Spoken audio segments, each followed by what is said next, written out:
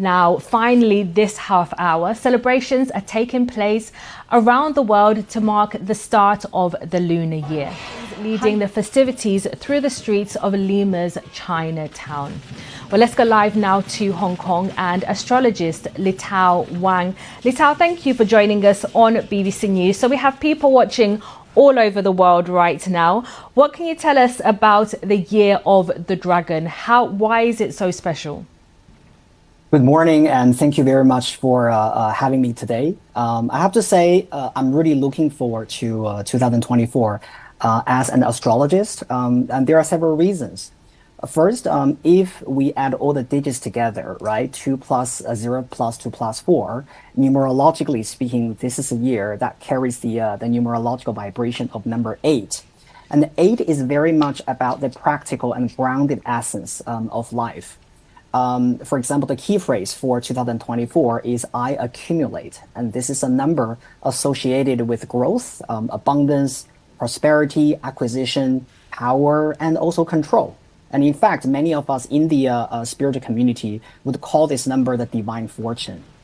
And meanwhile, in Chinese astrology, as we all know, this is a year of dragon. It's a symbol of power, wisdom, and fortune. And this is the reason why in the ancient days, Chinese people used to believe that our emperors were the incarnations of dragons. Of this story. And that's the fact, because as you mentioned, it's a very powerful year. So my understanding is that there are lots of people who want to have a baby in the Year of the Dragon. Just tell us about the culture around this.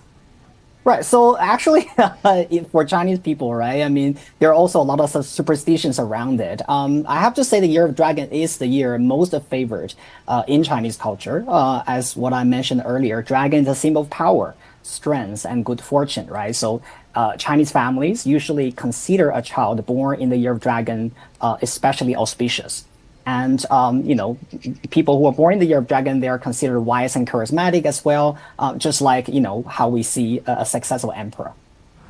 And Letao, as I was preparing for this interview, and as a lot of people around the world will probably see in their local newspapers or maybe on blogs, a lot of, publications try to tap into the Lunar New Year and maybe advise people in finding out, which year they were born.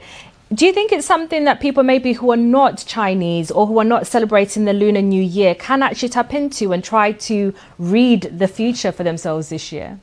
Absolutely, because spirituality is really a shared treasure, by humanity and whatever culture that you grow up in. I really believe that, by making this connection, right, between our physical self and whatever our spiritual belief is, and this will definitely help us to make more achievement. And for some of us, it's more about finding our peace, right, within ourselves. Yeah.